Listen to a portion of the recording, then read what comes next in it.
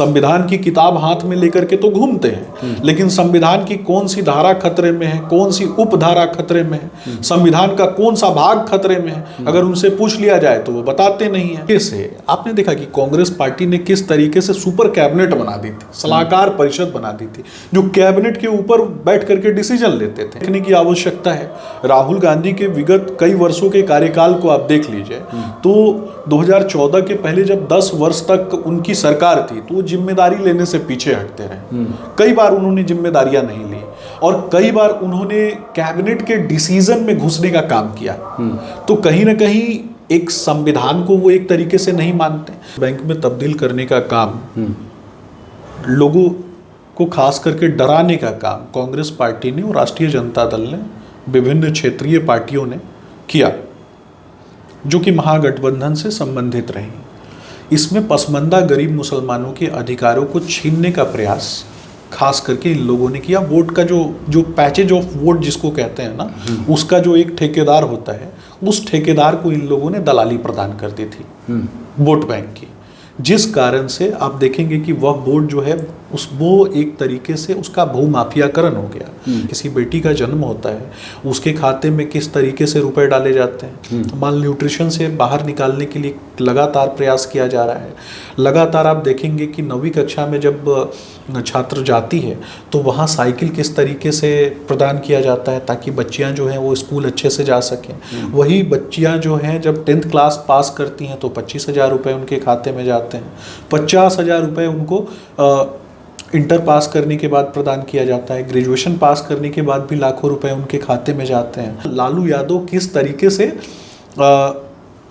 राहुल गांधी को कहते हैं कि शादी कर लीजिए। इस प्रकार के मजाक, हल्की बातें, लालू यादव जाने जाते हैं हल्की बातें करने के लिए, महत्वपूर्ण मुद्दों को हल्का करने के लिए जाने जाते हैं। इसके अलावा एक बार उन्होंने उनको मटन बनाना सिखाया था। तीसरी बार जब वो राहुल गांधी आते हैं तो उनको घर ले जाकर के वो गाय भैंस वगैरह दिखाना प्रारंभ कर देते हैं। तो कहीं ना कहीं उनकी राहुल गांधी को ऐसा प्रतीत हुआ, क्योंकि वेस्टर्न कल्चर में पले बड़े हैं, कहा है कि गोली चलेगी गोला चलेगा, ठीक है। दूसरा प्रश्न, दूसरी बात उन्होंने स्पष्ट रूप से कह दी कि ऑपरेशन सिंदूर अभी रुका नहीं है। ये इसके अलावा अगर सीज फायर के दृष्टिकोण से अगर बात होती है तो वैश्विक परिदृश्य में बहुत सारी चीज़ें होती हैं। नमस्कार मित्रों, द पॉलिटिकल पंडित के इस एपिसोड में आपका फिर से बहुत बहुत स्वागत है। आज हमारे साथ स्टूडियो में मौजूद हैं सुमित शशांक जी। आप भाजपा के प्रवक्ता हैं। सुमित जी, बहुत स्वागत है आपका हमारे स्टूडियो में। और स्वागत के बाद पहला सवाल जो मैं आपसे लेना चाहता हूँ वो ये कि राहुल गांधी ताबड़तोड़ जो है दौरा कर रहे हैं बिहार का।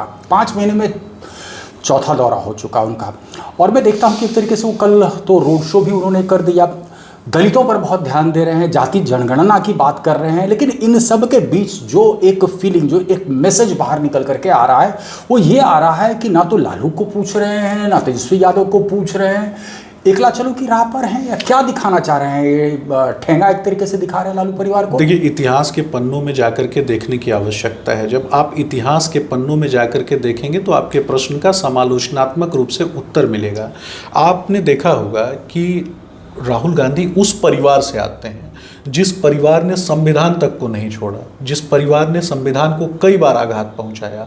चाहे जवाहरलाल नेहरू जी की बात करें, चाहे इंदिरा गांधी जी की बात करें, इमरजेंसी के दौरान आपने देखा ही, और उसके बाद राजीव गांधी की बात करें, और संविधान को किस तरीके से कैबिनेट के डिसीजन को जिस व्यक्ति ने सदन के पटल पे फाड़ दिया हो, लालू परिवार को कितना सीरियस लेता होगा। सोनिया गांधी का भारतीय राजनीति में प्रादुर्भाव होता है। लालू यादव अपनी लॉयल्टी साबित करने के लिए लगातार उनके पीछे लगे हुए रहते हैं, लेकिन लालू यादव ने एक बड़ी भूल की। उन्होंने राहुल गांधी के ईगो को बार बार टच करने का प्रयास किया। आपने देखा कि इंडी गठबंधन की बैठक होती है पटना में, और उस दौरान लालू यादव किस तरीके से राहुल गांधी को कहते हैं कि शादी कर लीजिए। इस प्रकार के मजाक, हल्की बातें, लालू यादव जाने जाते हैं हल्की बातें करने के लिए, महत्वपूर्ण मुद्दों को हल्का करने के लिए जाने जाते हैं।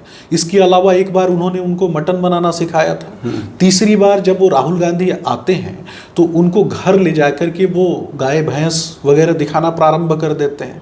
तो कहीं ना कहीं उनकी राहुल गांधी को ऐसा प्रतीत हुआ, क्योंकि वेस्टर्न कल्चर में पले बड़े हैं, अमेरिका में पढ़ाई हुई है, और एक ऐसा परिवार जिसने ऐसे लोगों को न जाने कितनी बार नचाया होगा। उस परिवार के युवराज को लालू जी के द्वारा इस तरीके से हल्के में लिया जाना, राहुल गांधी ने ठीक उसके बाद आप देखेंगे कि कृष्णा अल्लावरू को प्रभारी बना के भेजा, अखिलेश सिंह को प्रदेश अध्यक्ष की कुर्सी से उतार के फेंक दिया, क्योंकि लालू परिवार के बहुत बिल्कुल लालू परिवार के करीबी के कारण उनको उतार करके फेंकने का काम किया गया। और उसके बाद नेगोशिएट करने के लिए कृष्णा अल्लावरू, यहाँ तक कि लालू जी के दरवाजे तक पे नहीं जाते हैं, कृष्णा अल्लावरू ने तेजस्वी यादव को मुख्यमंत्री पद का चेहरा, जो महागठबंधन का चेहरा है, वो भी नहीं बनने दिया। अभी भी बस्ता टांग के आते हैं और उसी बस्ते में उनका नाम पड़ा हुआ रहता है। तेजस्वी यादव जो 8वीं 9वीं फेल की जमात से आते हैं, वो बौखलाए रहते हैं। तो कहीं ना कहीं तू डाल मैं पात वाली लड़ाई है। और मुझे लगता है इसका निष्कर्ष क्या आपको निकलता हुआ दिख रहा है? देखिए, होता क्या है कि कांग्रेस कोशिश करती है, उत्तर प्रदेश का बार बार मैं जिक्र करता हूं, मैंने देखा था कि एक बड़ी अच्छी पहल वहां पर शुरू हुई थी, खाट पे चर्चा, और उसके बाद फिर अंत में हसर क्या हो गया कि यूपी के छुरे तक बात आकर के सिमट करके रह गई। गठबंधन मजबूरी कांग्रेस की बन गया। 1990 के पहले का दौर तो है नहीं कांग्रेस का, पूरी तरह से कैडर में देख रहा हूँ कोई चरमराया हुआ है। बिहार में जान फूंकने की कोशिश होती है, लेकिन आधे रास्ते आते आते जो भी इनका कार्यक्रम होता है वो छोड़ देते हैं। अब कन्हैया कुमार को देख लीजिए, कन्हैया कुमार की पदयात्रा बड़ी धूमधाम से शुरू की गई भितियरवा से, क्या सपोर्ट मिल पा रहा है? बहुत ज़्यादा मिल नहीं पा रहा है। अंत में होता हुआ आपको क्या दिख रहा है? गठबंधन तो मजबूरी है कांग्रेस की, और ये खुद लालू परिवार भी समझ रहा है। और इसी वजह से क्या आपको लगता है कि जो राजनीतिक गलियारे में बार बार ये चर्चा होती है कि ये तमाम पोस्चरिंग कांग्रेस की तरफ से सिर्फ इसलिए है कि चंद सीटें ज़्यादा बढ़ जाएं? देखिए, मेरा स्पष्ट रूप से मानना है कि जब किसी भी समाज का सामाजिक, शैक्षणिक और राजनीतिक रूप से सशक्त बुद्धिजीवी वर्ग में प्रादुर्भाव होता है, लोग सशक्त होते हैं, लोग चीज़ों को समझने लगते हैं। इसी प्रकार से कांग्रेस पार्टी के मूल चरित्र को इन लोगों ने समझ लिया। कन्हैया कुमार की आप बात करेंगे तो एक तरफ वो भारत तेरे टुकड़े होंगे का नारा सबको याद है, और अफजल हम शर्मिंदा है तेरे कातिल जिंदा है का नारा सबको याद है। कांग्रेस पार्टी ने जिस तरीके से, आपने देखा कि कांग्रेस पार्टी ने किस तरीके से सुपर कैबिनेट बना दी थी, सलाहकार परिषद बना दी थी, जो कैबिनेट के ऊपर बैठ करके डिसीजन लेते थे। तो लोग कहीं ना कहीं कनेक्ट नहीं कर पाते। और ये जो राजवंशी परिवारों का जो चाल चरित्र और चेहरा है, उसको कांग्रेस पार्टी जिस तरीके से थोपने का प्रयास कर रही थी, और खास करके बिहार तो काफ़ी राजनीतिक तौर पे काफ़ी सशक्त राज्य है, काफ़ी समृद्ध राज्य है। हो सकता है कि एक कालखंड में जो बुद्ध और महावीर की धरती है, इसको लोगों ने पलायन की भूमि लालू राज में बनाने का काम किया गया था। हत्या, अपहरण, नरसंहार का राज, पार्टनर भी उसको रोक नहीं पाए, 20 साल से सत्ता में है भाई। देखिए, मेरा सबसे पहले आपको चीज़ों को तुलनात्मक रूप से जब आप अध्ययन करेंगे ना, तो तुलनात्मक रूप से आपको स्पष्ट रूप से पता चलेगा कि आज बिहार के लगभग 25 से ज़्यादा जिलों में सीमेंट उद्योग स्थापित हैं। सीमेंट उद्योग वहाँ स्थापित होते हैं जहाँ इंफ्रास्ट्रक्चरल डेवलपमेंट की संभावनाएं सबसे ज़्यादा होती हैं।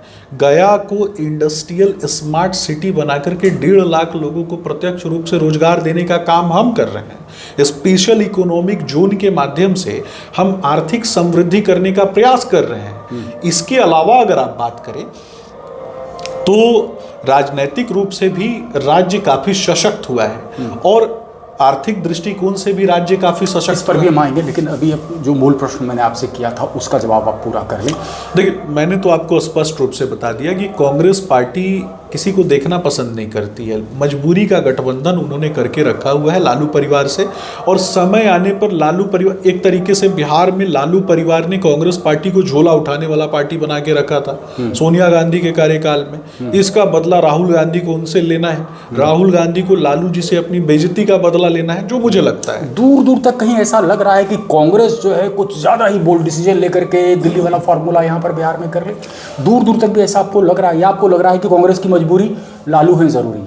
देखिए, मुझे लगता है कि कांग्रेस एक जनाधार विहीन पार्टी है, जिसने अपनी नीतियों के कारण अपने सामने खुद ही एक बड़ा सा क्रेटर खोदने का काम किया है। तो नीति विहीन पार्टियां, खास करके राहुल गांधी कब कहाँ क्या बोल देते हैं, ये भी कहीं ना कहीं देखने की आवश्यकता है। राहुल गांधी के विगत कई वर्षों के कार्यकाल को आप देख लीजिए तो 2014 के पहले जब 10 वर्ष तक उनकी सरकार थी तो वो जिम्मेदारी लेने से पीछे हटते रहे। कई बार उन्होंने जिम्मेदारियां नहीं ली, और कई बार उन्होंने कैबिनेट के डिसीजन में घुसने का काम किया। तो कहीं ना कहीं एक संविधान को वो एक तरीके से नहीं मानते। संविधान की किताब हाथ में लेकर के तो घूमते हैं, लेकिन संविधान की कौन सी धारा खतरे में है, कौन सी उपधारा खतरे में है, संविधान का कौन सा भाग खतरे में है, अगर उनसे पूछ लिया जाए तो वो बताते नहीं है। बिहार में वो मूवी देखने आते हैं, लेकिन मैं पूछना चाहता हूँ विशेषाधिकार किसका होता है? मूवी देखने या फिर किसी भी पब्लिक प्लेस पे, पब्लिक प्लेस कहने का अर्थ होता है जो आम जनता, सामान्य जनता का प्लेस। और सामान्य जनता के स्थान पे अगर आपके कार्यकर्ता अगर न्यूसेंस क्रिएट करते हैं, हो हल्ला मचाते हैं, तो निश्चित रूप से कहीं ना कहीं विरोधाभास की तो स्थिति होती है। दूसरा, जब दलितों के छात्रावास में जाते हैं तो कहीं ना कहीं उस भाषी चरित्र को उनका दर्शाता है। ये 19% वोट बैंक को साधने की कोशिश हो रही है बार बार। बिल्कुल भी नहीं। मैं सिर्फ तेलंगाना मॉडल जो है वो अपनाएंगे तो एक तरीके से सिरे से नकार रहे हैं ना। यहाँ जो जाति जनगणना हुई जिसका कि श्रेय तेजस्वी यादव भी लेना चाहते हैं, तो उसको सिरे से नकार भी रहे हैं। उधर कन्याकुमारी को देख रहे हैं कि पलायन का मुद्दा उठा रहे हैं, रोजगार का मुद्दा उठा रहे हैं, तो वो भी कहीं ना कहीं निशाना साध रहे हैं लालू परिवार पे, के कार्यकाल पर। देखिए, दो चीज़ें आपको बहुत अच्छे से समझनी है। एक तो मूल रूप से जब कभी भी आप राहुल गांधी के विषय में बात करते हैं तो कहीं ना कहीं उनका आइडियोलॉजिकल स्विंग होता है। उनके जो डिसीजन है ना, उन डिसीजंस के अंदर इतना स्विंग देखने के लिए मिलता है कि उनके अपने कार्यकर्ता कंफ्यूज होते हैं। और जब दलितों के छात्रावास में जाने की बात होती है तो मैं सिर्फ आपसे इतना पूछना चाहूँगा कि आपका घर है, मैं आपके यहाँ गेस्ट के रूप में आया हूँ आपके स्टूडियो में, अगर आपकी इच्छा नहीं होगी तो मैं कैसे आ सकता हूँ? तो कहीं ना कहीं बिना, दलितों का छात्रावास है, दलित बच्चे पढ़ाई करते हैं और उनकी मर्जी के बगैर अगर कोई व्यक्ति वहाँ पहुँचता है और वहाँ पे अगर वो बच्चे कंप्लेन करते हैं कि हम नहीं चाहते कि हमारे यहाँ कोई राजनीतिक व्यक्ति आए, हमारा राजनीतिकरण करे, हम पढ़ लिख कर आगे बढ़ना चाहते हैं, इतने सक्षम है, राज्य हमारा इतना सक्षम है कि राज्य सरकार के नेतृत्व में हम समाज की उन्नत ऊंचाइयों तक पहुंचने में सक्षम है। राहुल गांधी जी को ये चुनावी बरसाती जो चुनाव है इसमें आने की आवश्यकता नहीं है। अगर ये बच्चों का कहना है और उस स्थिति में प्रशासन उनको रोकती है तो उसमें क्या गलत है? होता हुआ क्या दिख रहा है आपको कि ये जो जिस हिसाब से पोस्चरिंग चल रही है कांग्रेस पार्टी की, तो इस पोस्चरिंग से क्या ऐसा प्रतीत हो रहा है कि लालू नाराज़ होंगे और एक तरीके से कांग्रेस को हाशिए पे ला खड़ा करेंगे, या आपको लग रहा है कि ऐसा दोनों में से कोई दल भी करता है तो उनके लिए सुसाइडल हो जाएगा और भाजपा के लिए एक तरीके से केक वॉक हो जाएगा? देखिए, सबसे बड़ी बात है ना कि हम लोग चर्चा उस पर कर रहे हैं जिसका कोई जनाधार ही नहीं है। हम विकास के मुद्दों पे चर्चा ही नहीं कर रहे हैं और यही उनका एजेंडा है। कृष्णा अल्लावरू का एजेंडा है कि कांग्रेस पार्टी और राजद के बीच में हम चर्चा करें, हम विकास के मुद्दों पर चर्चा ही नहीं करें। ये कांग्रेस का एजेंडा है। ये फेक मीडिया नैरेटिव गढ़ने का प्रयास कर रहे हैं। आप भी तो फंसते हैं उसमें?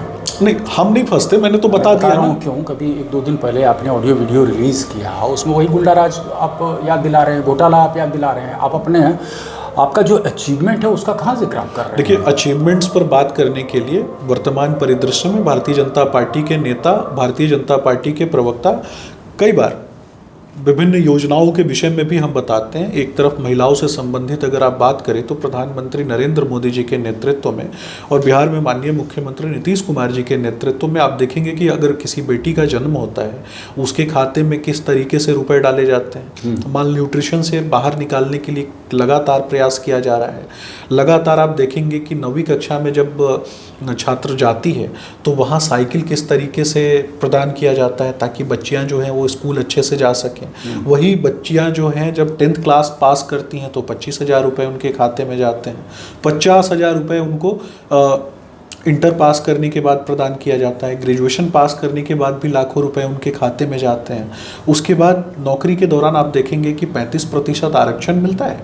निकाय चुनाव में 55% आरक्षण प्रदान करते हैं। और बिहार पुलिस का डाटा निकाल करके देख लीजिए कि एक कालखंड में बिहार पुलिस में महिलाएं नहीं हुआ करते थे, परंतु वर्तमान परिदृश्य में एक ऐसा सेक्टर जहां लॉ एंड ऑर्डर को डिप्यूट करना है, जहां पावर सेक्टर जिसको कहा जाता है, उस सेक्टर में महिलाएं हैं, वो भी अग्रणी श्रेणी में। वो किसकी देन है?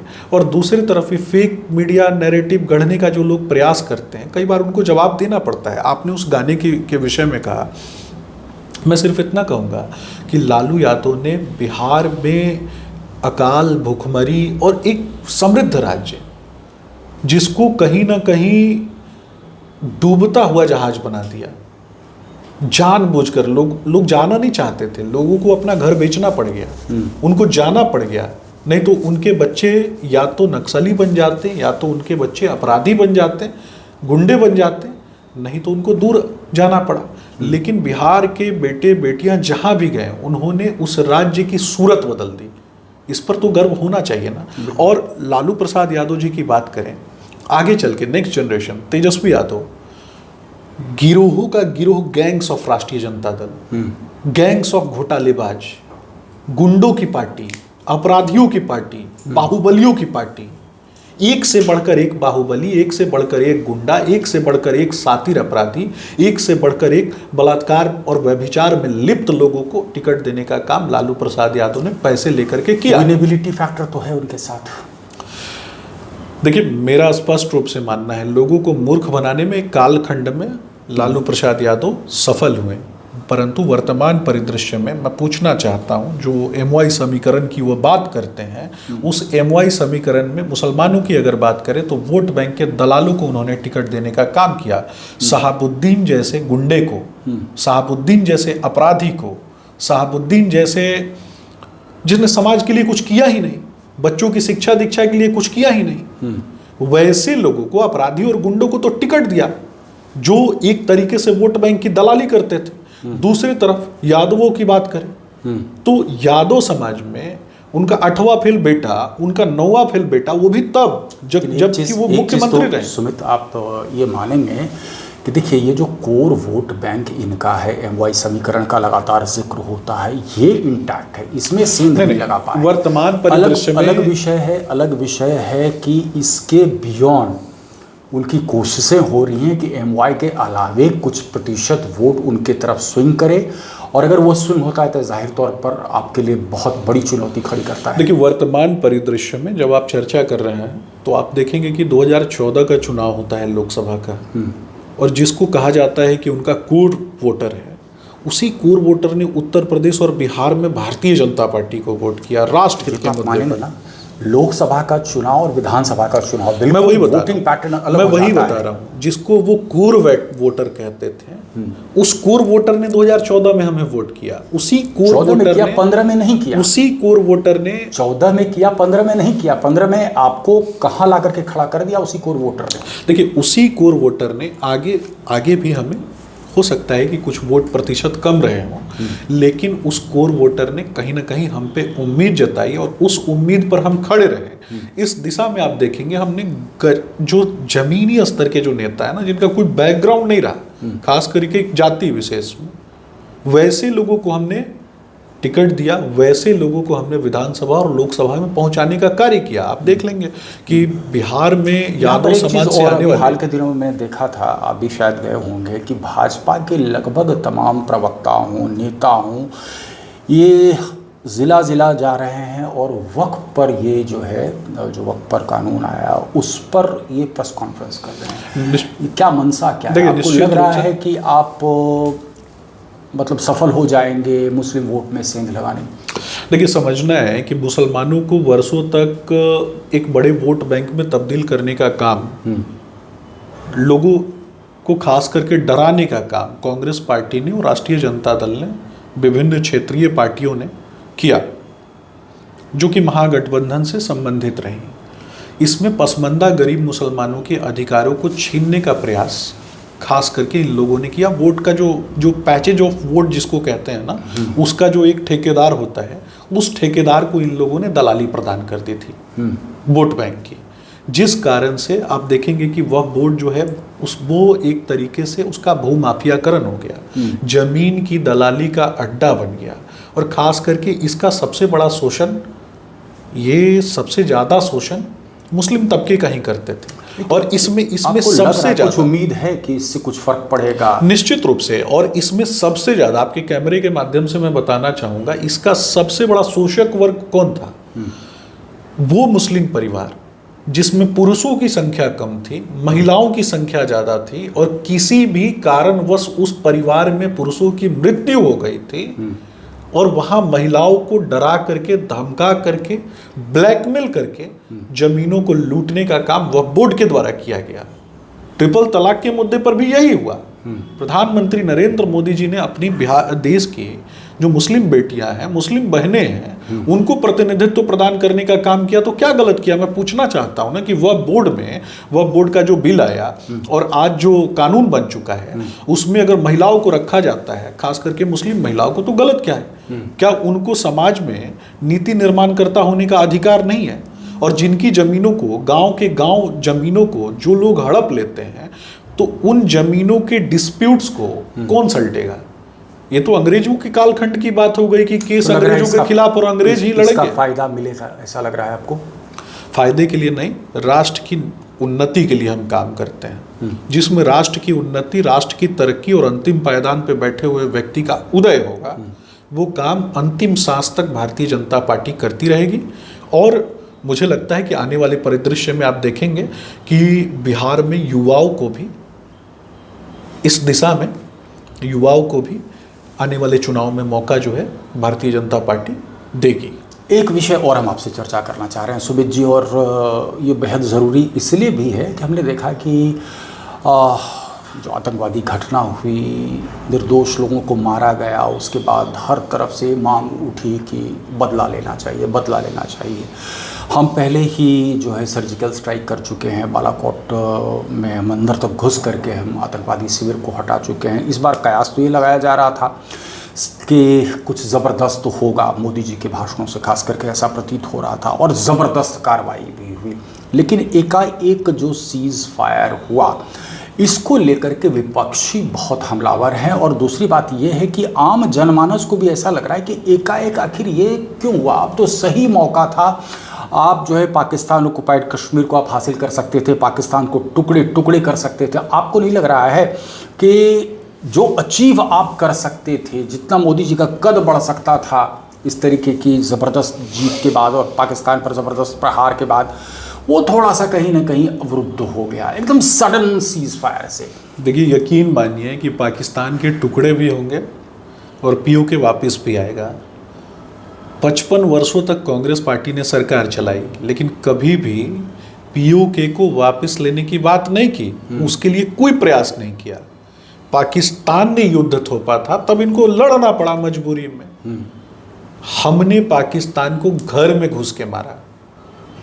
पीओके तो हमारा हिस्सा है, वहाँ आतंकी कैंप जो चल रहे थे, उन आतंकी कैंपों को तो उड़ाया ही उड़ाया।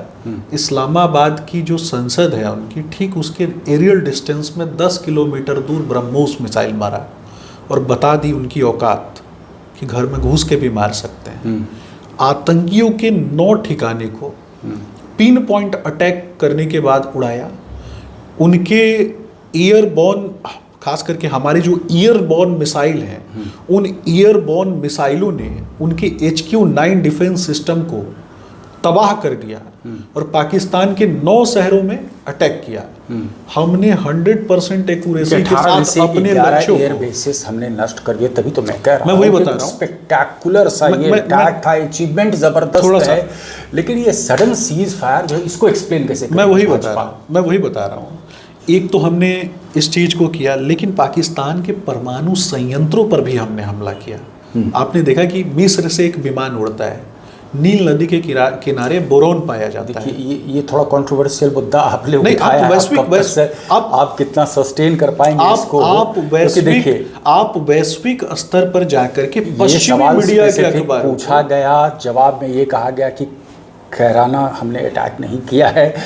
हालांकि बहुत सारी ऐसी रिपोर्ट आ रही है, सोशल मीडिया पे हर तरफ खबरें आनी शुरू हो चुकी हैं कि बोरोन का छिड़काव हो रहा है। अमेरिका का वो विशेष जो जहाज़ है, क्या कहते हैं उसे, B-350, वो निगरानी कर रहा है। पूरी तरह से सर्विलांस चल रहा है कि क्या रेडिएशन का ख़तरा है। लेकिन इस बीच ये भी खबरें आ रही है कि खास करके किराना हिल्स के 100 किलोमीटर के रेडियस में गाँव को खाली कराया जा रहा है। क्या है सच्चाई, ये सामने तो नहीं आया है, लेकिन बात वही है, मूल प्रश्न तो हमारा वही रहेगा। ये पश्चिमी मीडिया चाहे आप इंडियन एक्सप्रेस की बात कर ले भारत के परिदृश्य में, या फिर न्यूयॉर्क टाइम्स की बात कर लें, और मैंने कल रात में ही पश्चिमी मीडिया से संबंधित एक वीडियो मैंने डाला, ब्रह्मोस मिसाइलों का वीडियो मैंने अपने फेसबुक के माध्यम से भी डाला, और स्पष्ट रूप से वो दर्शाता है कि किराना पे तो हमला किया ही किया, खास करके चीन के दम पे जो पाकिस्तान कूद रहा था कि हमने ऐसा एयरबेस बनाया है कि तो कितने भी किलो का बम मार दो उनके पूरे डिफेंस मैकेनिज्म को तबाह कर दिया, उनकी मिसाइल कितनी कारगर हैं। लेकिन आपने जो प्रश्न किया, सीज फायर का आपने प्रश्न किया, प्रधानमंत्री नरेंद्र मोदी जी ने स्पष्ट रूप से कहा है कि गोली चलेगी, गोला चलेगा, ठीक है। दूसरा प्रश्न, दूसरी बात उन्होंने स्पष्ट रूप से कह दी कि ऑपरेशन सिंदूर अभी रुका नहीं है। ये इसके अलावा अगर सीज फायर के दृष्टिकोण से अगर बात होती है तो वैश्विक परिदृश्य में बहुत सारी चीजें होती हैं। हमें वैश्विक संबंध भी बनाए रखना है और राष्ट्र के मूलभूत तत्वों को भी बनाए रखना है, देश की एकता और अखंडता को भी देखना है। और लड़ाई लड़ने के 4 तरीके होते हैं, सामरिक, आर्थिक और भी तरीके होते हैं। तो उन तरीकों को अपनाते हुए कूटनीतिक तरीका भी हम अपना रहे हैं, आर्थिक तरीका भी अपना रहे हैं, सामरिक तरीका भी अपना रहे हैं, और उसी का परिणाम आप देखेंगे कि हिंद महासागर में किस तरीके से हमारे युद्धपोत जो है उसने पूरी तरीके से पाकिस्तान को घेर रखा। एक स्ट्रेटेजिक एडवांटेज लेकर के हम बैठे हुए हैं। यानी आपका कहने का तात्पर्य ये है कि ऑपरेशन सिंदूर अभी जारी है, सीज फायर अभी तत्कालिक है। ये अगर फिर पाकिस्तान उस तरीके से मिस एडवेंचरिज्म करता है तो शायद इसकी शुरुआत फिर से हो सकती है। कि जाते जाते में एक प्रश्न और आपसे हम करना चाहते हैं। हमने महागठबंधन पर चर्चा कर ली, हमने ऑपरेशन सिंदूर के फॉल आउट की चर्चा कर ली कि इसमें मोदी का कद कितना विस्तृत हो रहा है।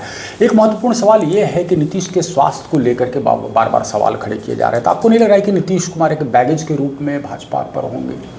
एंटी इनकम्बेंसी फैक्टर भी है, लगातार वोट बैंक इरोड भी हो रहा है। लेकिन मुख्यमंत्री नीतीश कुमार जी के परिदृश्य में अगर चर्चा होती है तो आदरणीय मुख्यमंत्री नीतीश कुमार जी विकास पुरुष हैं, और विकास पुरुष उनको यूं ही नहीं कहा गया है। विकास के कई पैमानों पे, कई मानकों पे उन्होंने सिद्ध किया।